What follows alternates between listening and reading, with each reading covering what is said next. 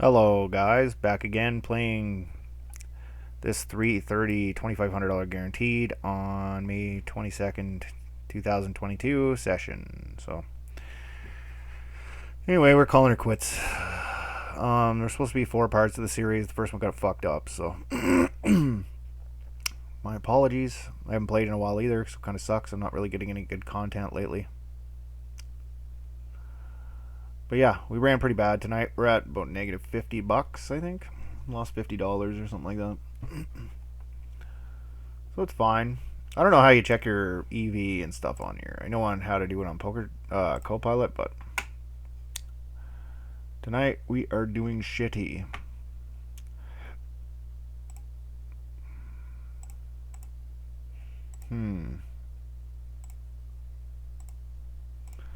Weird. Yeah. I don't know how to mess with this yet. I haven't really played around with it much. Like how to see my all-in AV for the day and all that shit. But fold ace 2 offsuit, basically just looking for a spot to shove. Down to 248 players. These usually have around 800 or so in them. Tonight only 500. That's kind of strange. 490 entrants.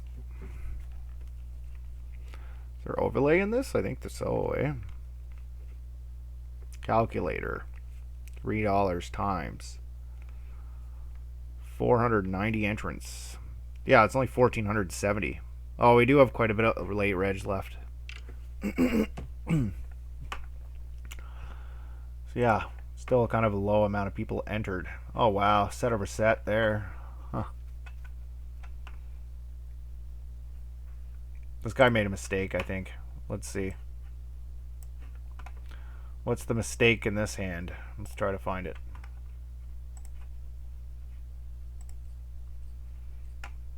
Ace 4 is a jam here. Shit. Yep. All in. Raise 3. Oh, yeah. Okay. I can kind of get behind it, but check. This guy should be never leading here. This guy's call's fine. This guy checks this. He checks it back. Like, why aren't you trying to get the money in when you have a set versus his queen X that he checked back? Anyway.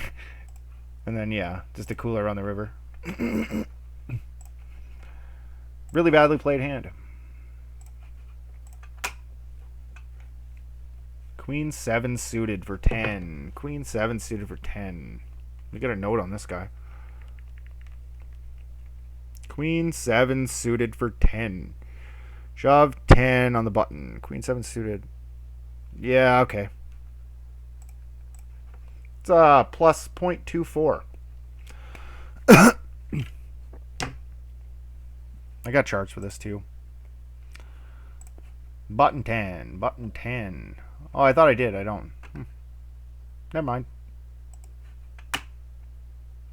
Alright. We got to win a flip here. Looks like.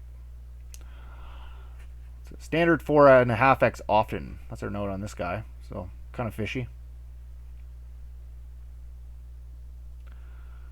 Come on, buddy. Yeah, we're going to have to get lucky here, probably. Probably has an ace. Some kind of ace X or a pocket pair that we're not ahead of, but it's okay. We gotta win flips to win these tournaments, and we have 10 big blinds. So what are you gonna do?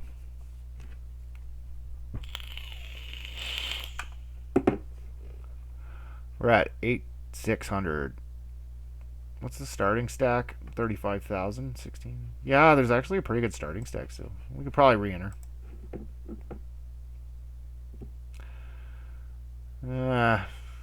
Yeah, let's call it quits, actually. I think I'm done. This is the last one. Fuck's sakes. This guy won't hurry up. So plus 0.24 here.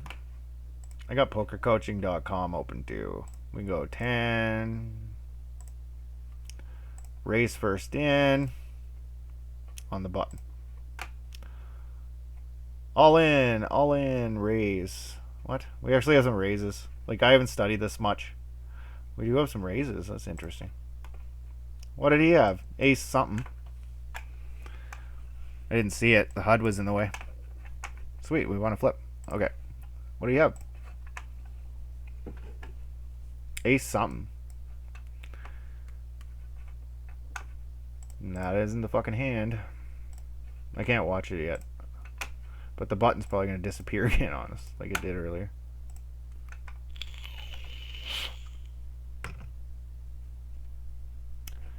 Yep. Perfectly fine call by him. Perfectly fine job by me. It's worth a quarter of a big blind. What are you gonna do? We're gonna go ahead and min raise this guy.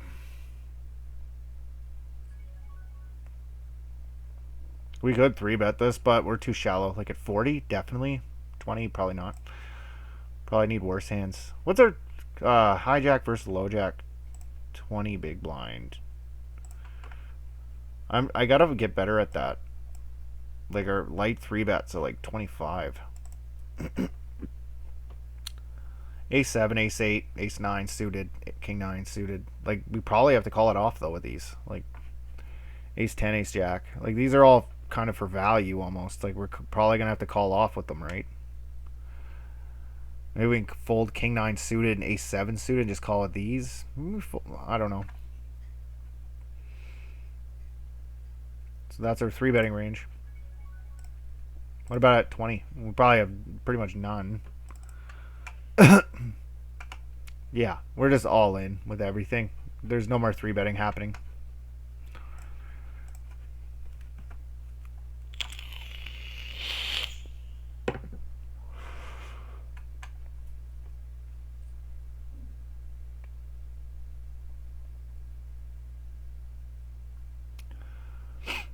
Lion Mike Limps. Yeah, like there is some raises, some raise folds, I guess. Jack 9 raise fold, Queen 9, King 8 raise. This part of my game I haven't really worked on. This is probably a pure jam, I would assume. Oh, we have limps at 10. Huh.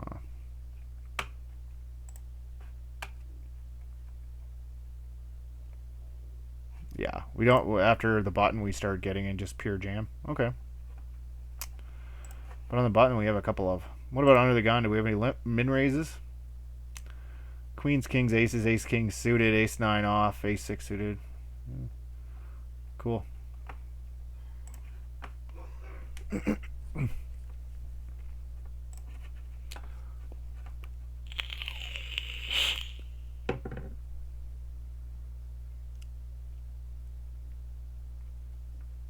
Pretty cool stuff. Pre-flop is cool stuff. It's kind of boring to study, to be honest, but it really helps to study pre-flop because the thing about it is if you're not studying your pre-flop decision making, then you're compounding your mistakes. You're going to be making the first mistake happens on the flop, and then you're compounding that on the turn, or the first mistake happens pre-flop, the second mistake happens on the flop, and then the turn and river. So you end up compounding your mistakes, right? So like this is a clear fold, I would think. This guy's really tight, over 200 hands. He just has it every time. This guy doesn't have ace 5 suited here. Like he could. Like ace 5 suited would probably be a good jam. Like as a bluff, maybe ace 4 suited, but he doesn't have those. He has queens, kings, aces, ace, king. And that's it, probably. King, jack. Now, cut up, hijack, low jack, middle position. So like, for like 15.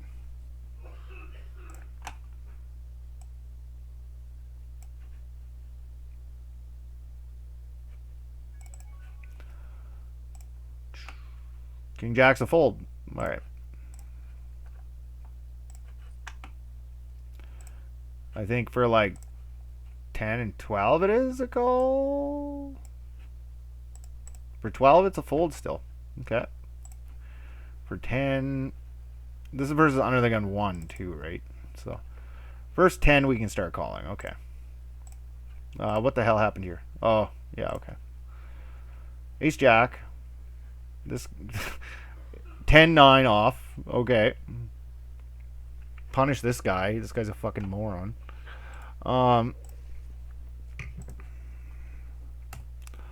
Limps. 10-9 offsuit. Under the gun. Then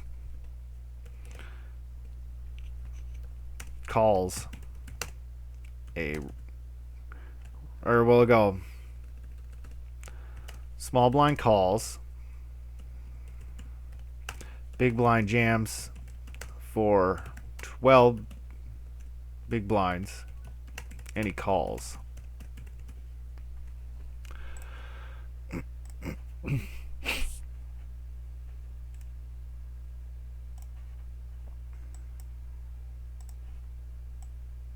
My HUD's in the way.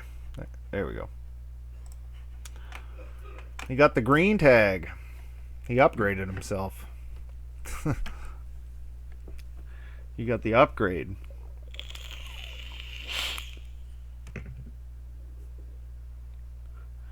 Yeah, this guy 3x, so like, fuck. That's kind of a tight spot. Like, I think your range has to be pretty damn tight to a 3x versus under the gun in the big blind right now. Like, really tight. It's like a 30-year stack. So, like, yes, you can do some calling, but probably not with, like, absolute, like, probably top 25, 26% of hands. Makes a pair and goes with it. Like, King 5's a easy fold pre-flop. Easy fold pre-flop.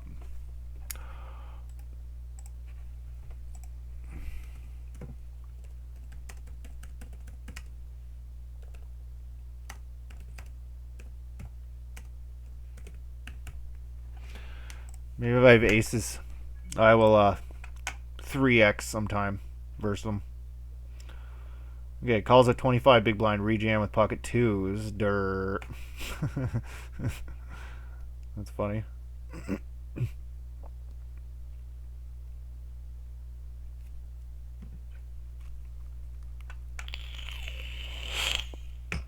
What pocket pair do we call with there? So say we open on the cutoff, or on the button, we'll say. On the button. 25 effective. 3-bet all in by the small blind. What pair? Sevens? Fours? Yeah, I'm not very good at this shit. Like, this is our 25 big blind rejam calling range button versus small blind. So yeah, pretty wide. Ace 8 even. I guess because he's shoving like these a lot of the time and these a lot of the time, and then these weaker pairs a lot. So, and then we can take out like the top end, because you know they do something different with those. They 3-bet small. So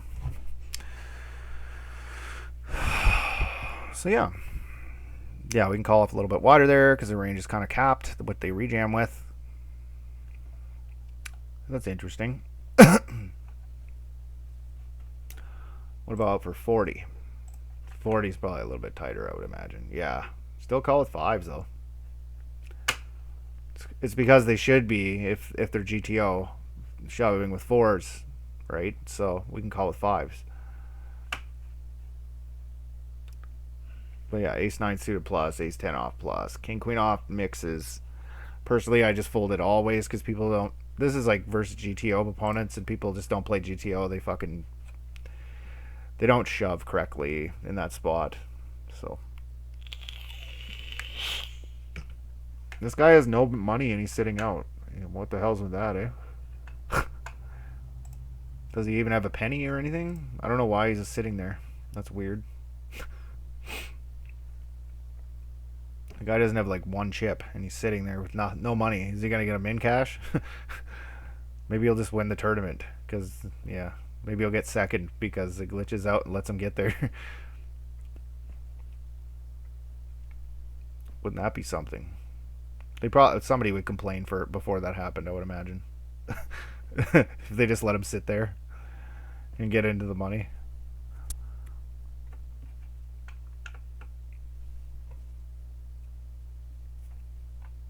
Checkity check, check, checkity check. Pocket 9, 6 5, 4 2. Okay, now he's gone. I was like, what the hell? 6 5 suited. This guy's a green tag. Eric is a 24-11, 3-bet 11.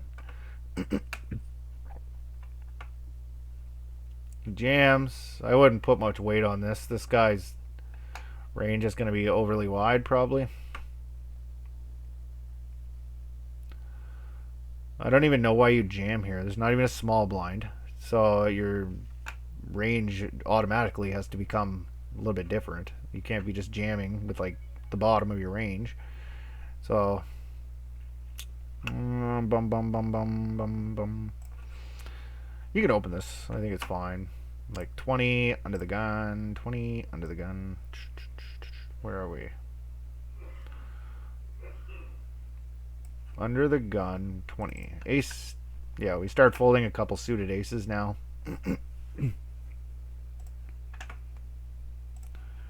Not many, but they're still probably fine to open. You have a blocker in your hand.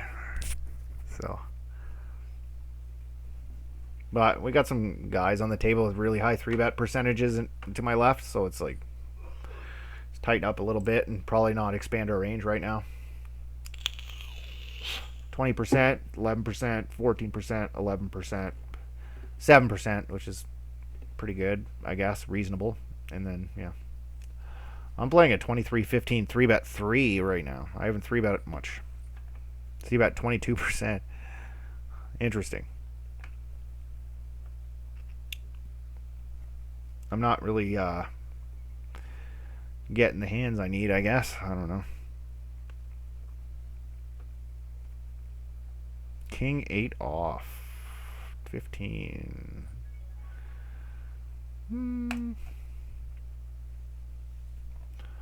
Yeah, how many hands is that over, though? It can't be over many. C-bet.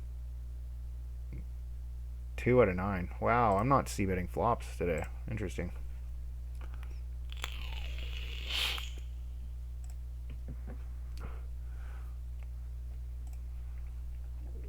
It's kind of weird. Must be a lot of really marginal spots happening when I'm out of position, multi-way, and not connecting with the board and stuff. Pocket 8s versus ace 5. Ace, why not? Call off with ace 5 here for 18 big blinds. Sure, why not, right?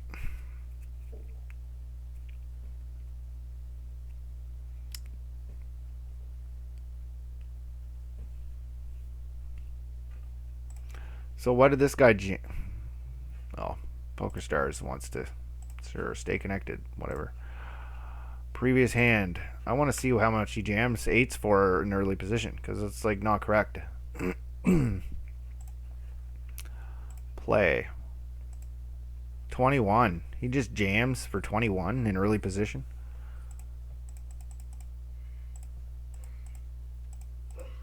Okay. Under the gun 1. Open jams for 21 big blinds under the gun +1 with 8s. Yeah, that's pretty bad. You shouldn't do that. Like, there's 8s are great. Like, why would you want to just throw your hand away like that? You're not going to get called most of the time unless you're beat, right?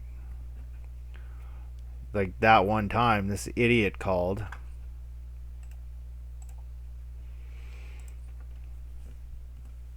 Calls 21 big blind under the gun +1 rejam.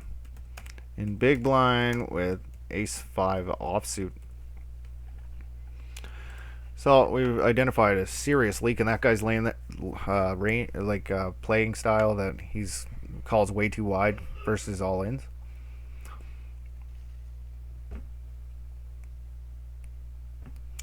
Like a pretty big leak. He's compounding it by doing it again and again. So the blinds went up pretty significantly here, looks like.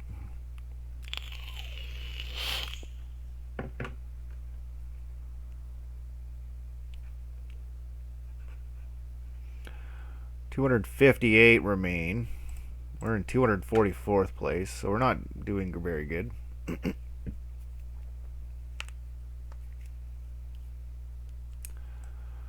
$560 entrants. Yeah, there's definitely some overlay in this fucking thing. 4 levels remaining. It's almost like shit. There's a lot of overlay in this one. Like $1,000 worth.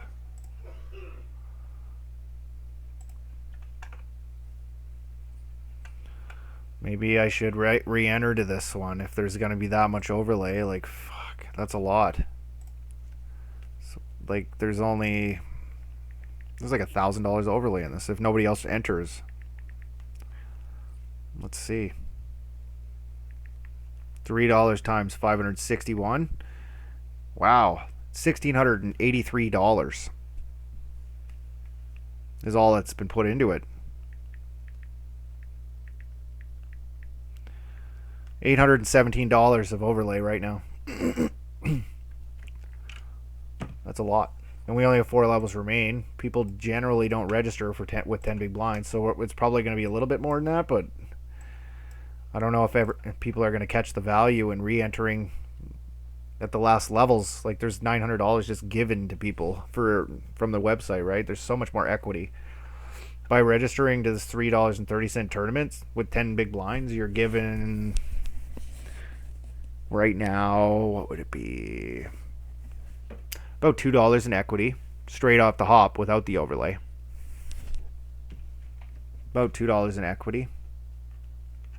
And then you have $817 divided by, what, 255 entrants. And then we'll go times 0.40 or so, because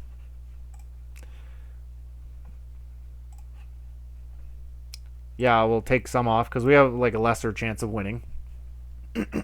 So by re-entering for 10 big blinds on the last levels here, we're going to pick up about $3.28 worth of equity just by clicking that register button.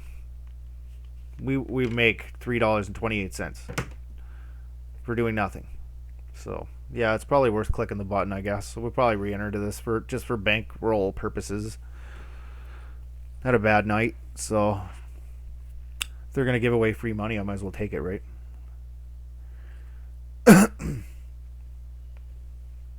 Alright, we got a 2.1 by this guy. This is like bottom of the range type hand. 17-12, 3-bet 13. It's a 2.1. We're gonna call and check fold most flops.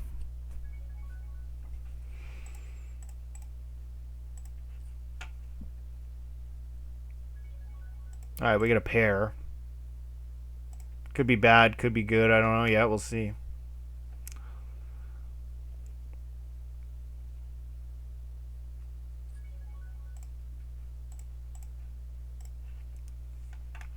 Yeah, it's bad. Pick up equity. Ah. That's fine. What we did is fine. Oh, shit.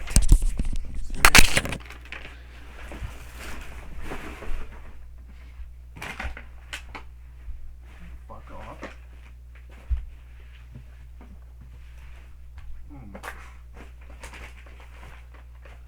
Yeah. Fuck.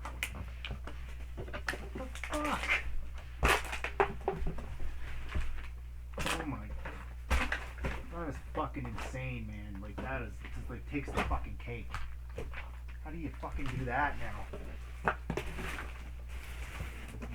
Whoa. Fucking Christ.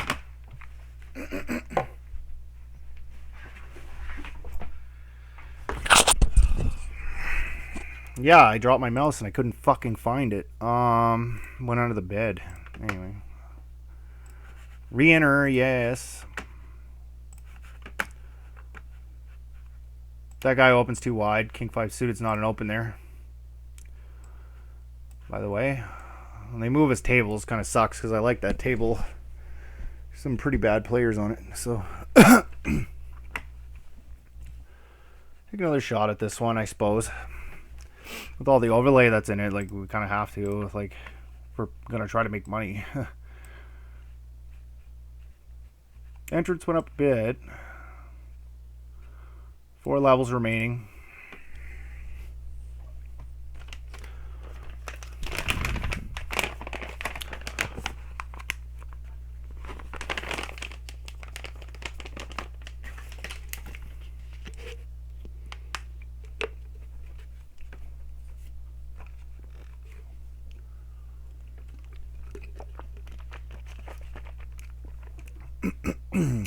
Yeah, it's actually going up pretty quick now. Maybe I'm wrong. Maybe like 200 people are going to register and screw it all up for us.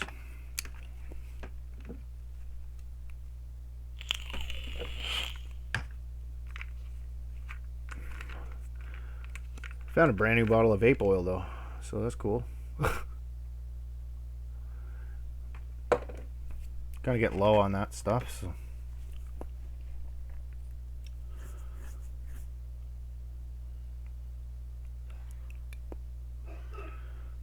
Okay. Bet small. This guy's thinking about it.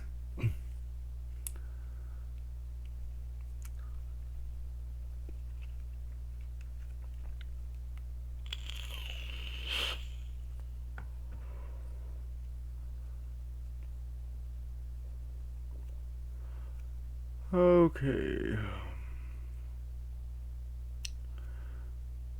What are you thinking about here? Now you just lead? Okay, this is going to be kind of funny to see what he shows up with here. Like, the deuce doesn't connect with your range at all. Like, you have a flush. Why wouldn't you check raise the flop and get it in? Silly. Unless you have, like, the king high flush or something. Like...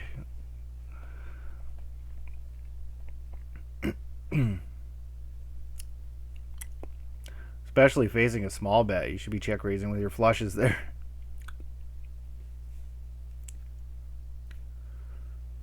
Okay, we got some stats on a couple guys. Tattoo there, 2016 3-bet 4, so he's probably a regular. Reasonable stats. And then the other guy, we have 12 hands on a 50 and 8, so...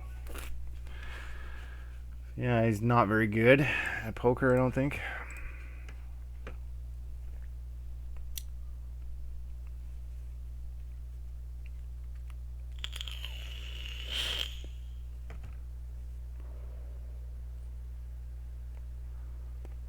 Yeah, the 10-8, I think we just have to call there. We have middle pair and a spade in our hand, like, versus whoever, an unknown that just jams, and we have, like, what? A little bit over pot size bet left in our stack. I think it's fine. We have like a 5-out draw with our middle pair versus a king too, and a spade. So if he doesn't have a spade, we're at like 28% or whatever. 28 to 30% equity versus a king. And he's going to show up a draw sometimes, and we're going to be ahead. So, or nothing. Sometimes nothing even. Ooh. King, jack, king, and he jams. What do you do this with? Like queen 10, maybe? Queen 10? Yeah. Good one.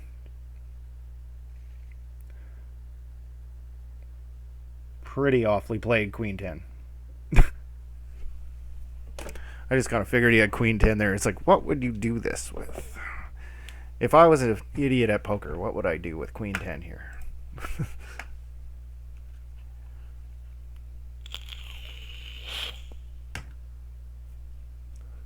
Pocket queens. Well, I know it's kind of like one of those hands that are high up, but I think we just jam. GTO wise, I think it's just a jam.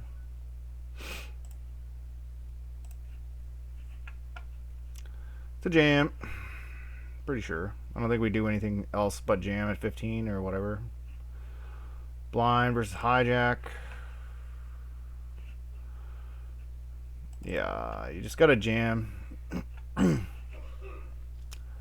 All the pairs. You know, it's kind of high up. definitely, but we still have to jam them. And kings.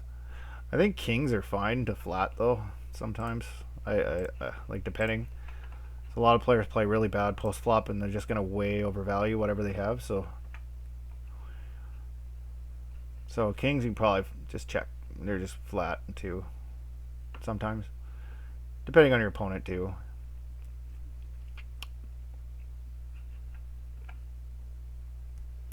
Kind of sucks we don't get called there.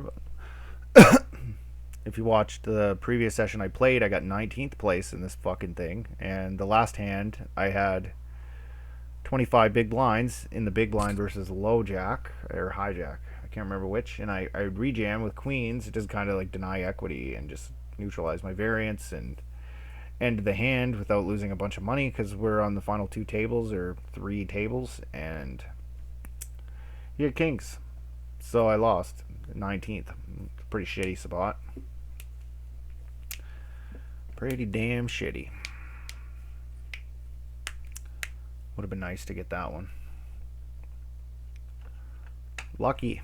The guy ran pretty good there to get kings versus queens on the second last table. The third last table. Like,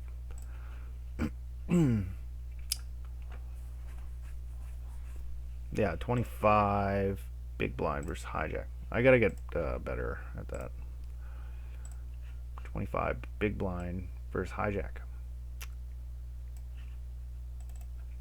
Yeah, normally we 3-bet small, but I just decided to jam to deny equity deep in a tournament, right? So I think like with the ICM, we take out deuces through sixes probably. King 9 suited, we probably take out. Queen 10 suited, we take out. Jack 10 suited, we don't 3-bet anymore, probably. Final 2 tables. Our bluffs aren't going to be these. They're going to be more like suited aces now. Suited, like ace 4, ace 5 suited and stuff like that. More blocker heavy. With hands that have a good amount of equity versus the top of their range. So, yeah. And our defending range is going to shrink a little bit. We're probably going to get rid of these hands here. At least these hands. Like in these. And this. And this. We'll probably just get rid of those. The weakest ones.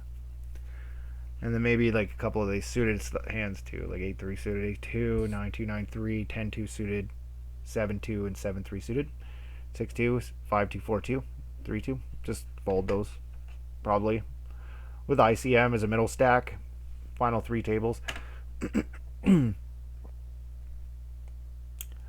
Like you can still profitably jam there with like ace 5 suited. That's probably more than okay with ICM. It's marginally profitable. But yeah, like you're not jamming this and this. The offsuit aces probably you gotta upgrade things, right? Like these get upgraded to these with ICM, right? And maybe Queen 10 suited gets upgraded to King Queen suited, King Jack suited.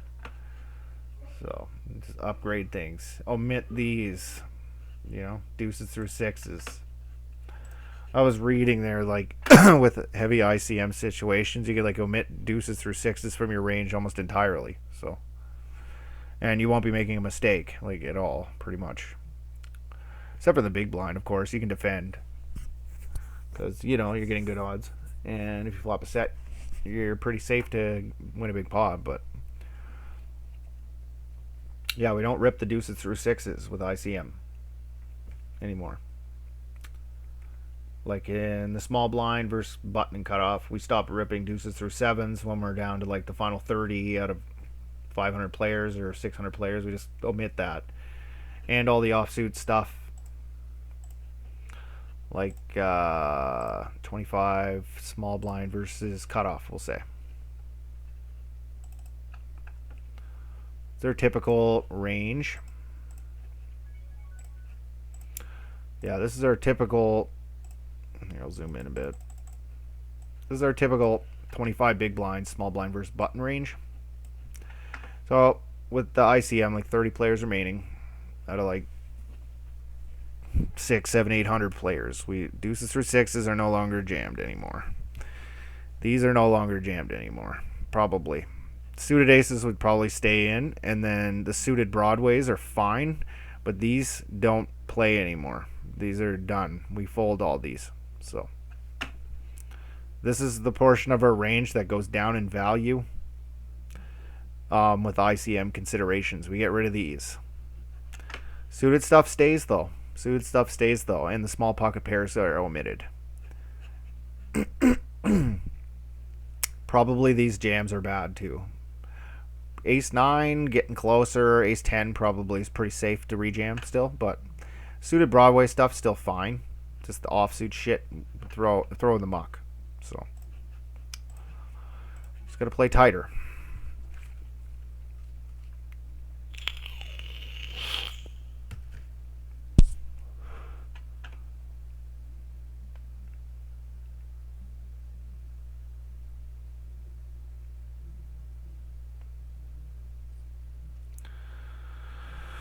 Alright, so min raise by Tattoo, which I think is probably a decent regular. 2-7-10, he checks back. King on the turn. This guy's 11 big blinds. So yeah, I can see a lot of checkbacks here in game if I was him, because this guy's going to shove a ton when we bat with like any draw. River he just jams. Yeah, good. Well played. Like, whatever he had, I think he played it pretty good.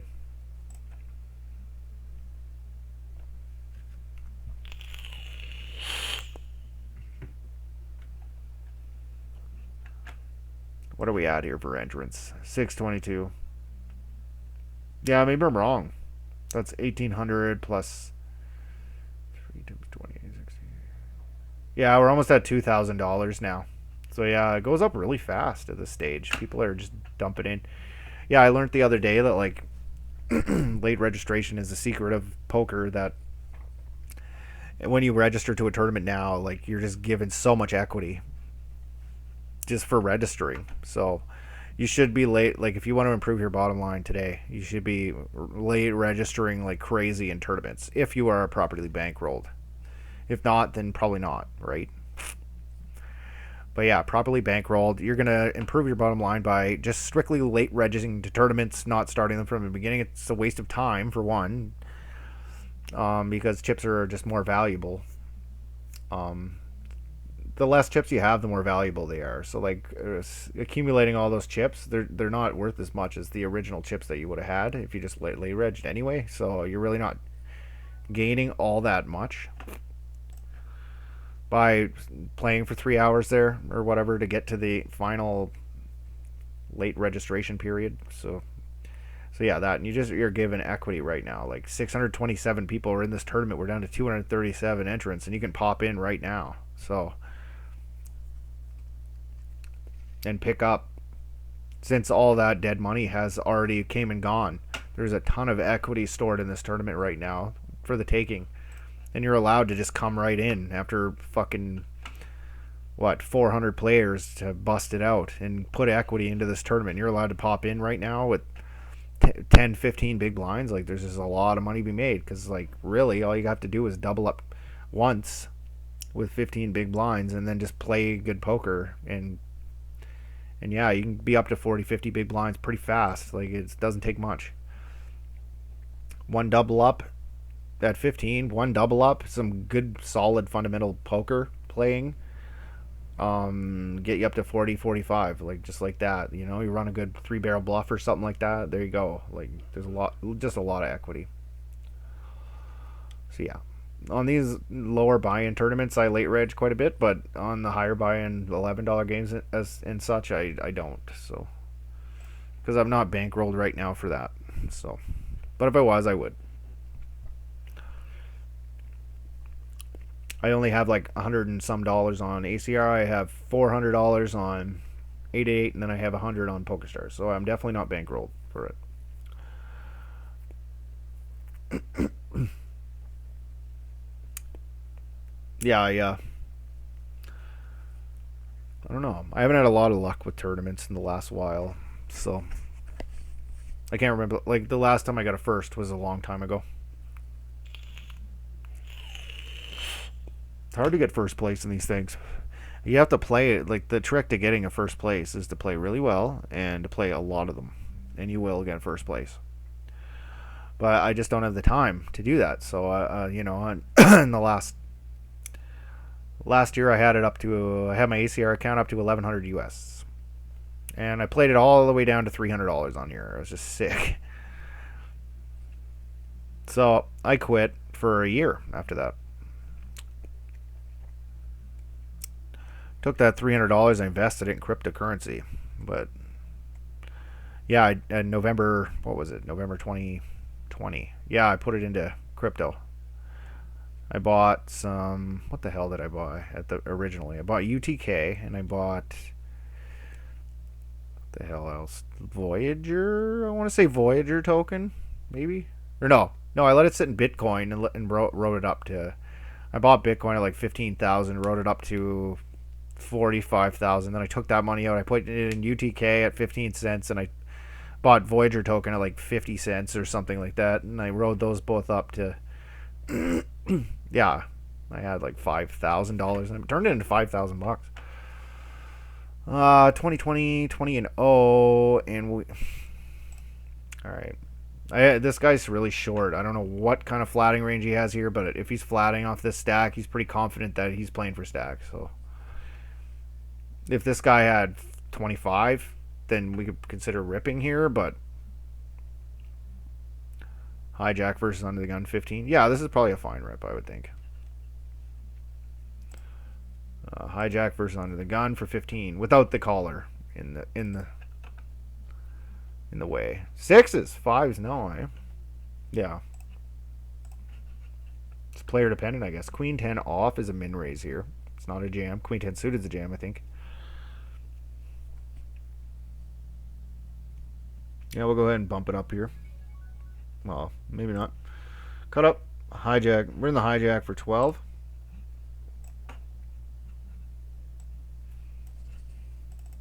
Queen 10 off.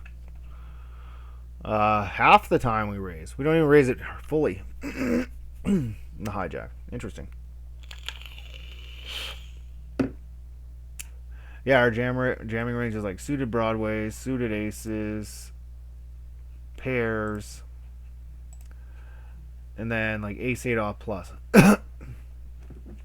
Queen jack, king queen. But like these ones are just raises. I made the mistake of fucking jamming them in the past, and I paid for it. I've lost money probably. In the long run, you're going to lose probably by jamming those. I don't know. Depends on who you're jamming into, I guess. If they're calling correctly or not. King, queen, ace 6. Yeah, sure. It's kind of annoying. Like, why don't you just stay connected?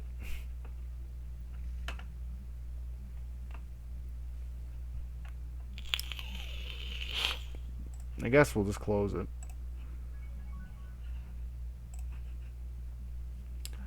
Yeah, I guess there isn't really going to be much overlay in this after all. Thought there would have been.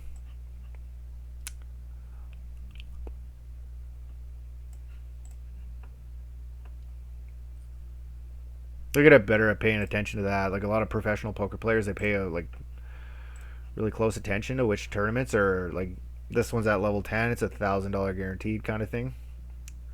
Where is that? It disappeared. Never mind. This one's at level 13, right? 1,500 guaranteed. It's $4.40 to register. 12-minute blinds. Yeah, we're.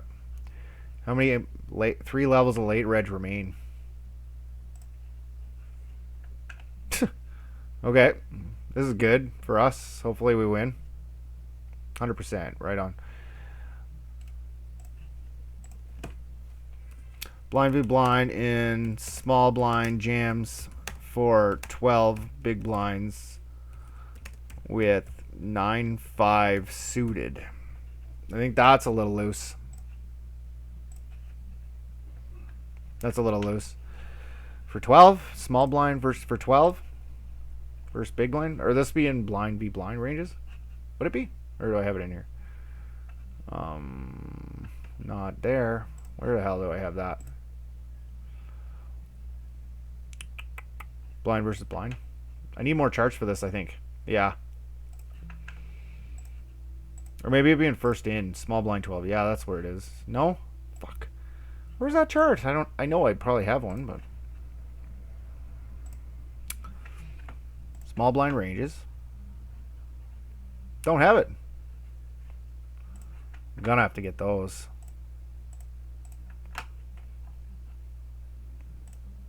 $12 big blinds. Small blind.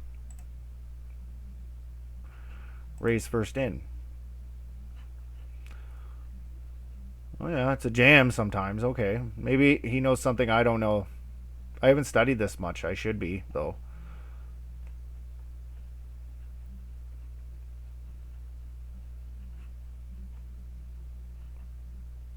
Fuck, eh. What was I wanting to...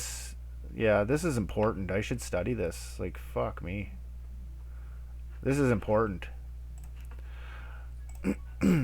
I'm kind of trying to work on, like, my blind play. Like, the most complex positions at the table...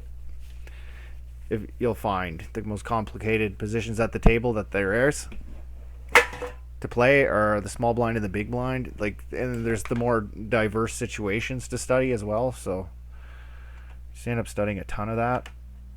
I lose 29 big blinds per 100 big blind hands though right now. So that's pretty amazing. I think that's good. I only lose 29 big blinds per 100 big blind hands. So I'm winning 71 fucking big blinds. Winning 71 big blinds back. That's got to be good, I would think. The average low stakes recreational player defends their big blind with 27% of hands. Population tendency is like 27% of hands at these micro stakes. When the average amount of hands you should be defending with overall is 77%. So yeah, like if you're good at big blind, like that's really gonna help in your game. And like, yeah.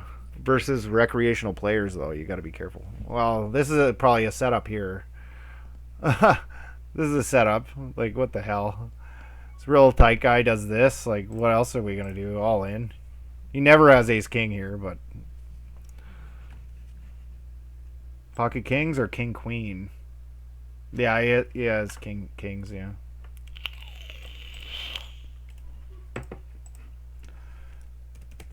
Min 3 bets kings. Like I knew it before it even happened, but whatever. For 10. I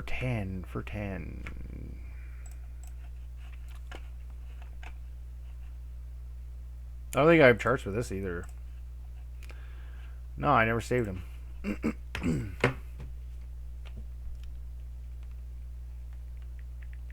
Let's see. Pre-flop plus. Under the gun 1. Ace 9. Oh, really? It's break even.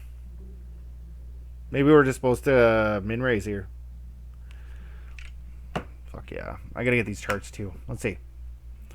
Raise first in. 10. Under the gun 1. Ace 9. Oh, we're jamming. Okay. We're jamming for 10.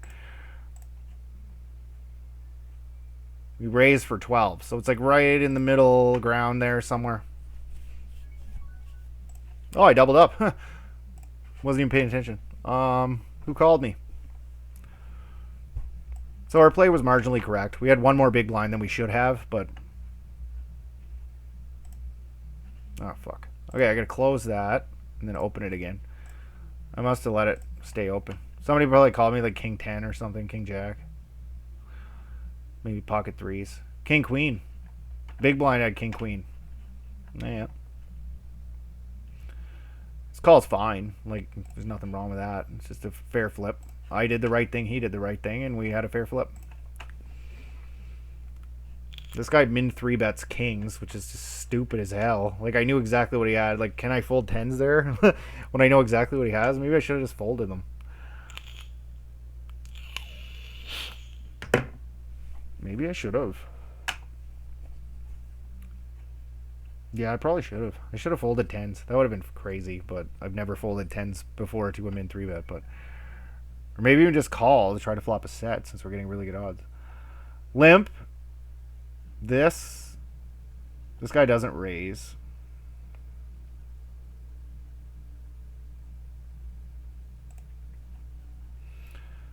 This hand doesn't really play very well out of position.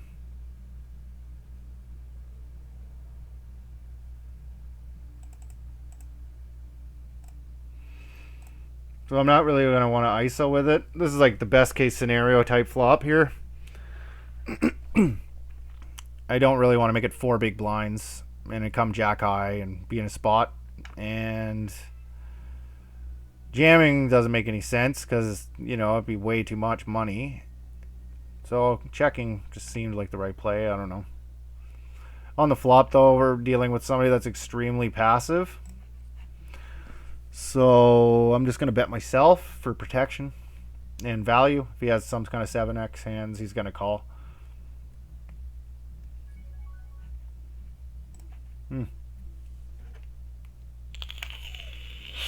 Oh, I fucked up. This is a raise. What am I doing? Yeah, I'm supposed to raise that hand. I screwed up. That's a raise fold.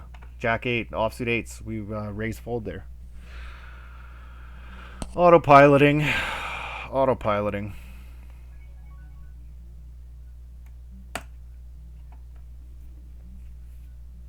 I don't know about this. Maybe we call. I don't know. This guy made it big though. Like, why would he make it so big? He should make it 3.5 there. 3.5 is more than enough.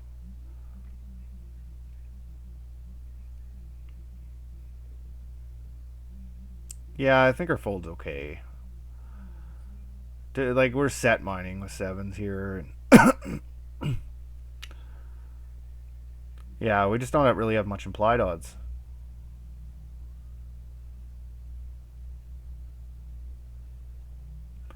It's a pretty dynamic board texture.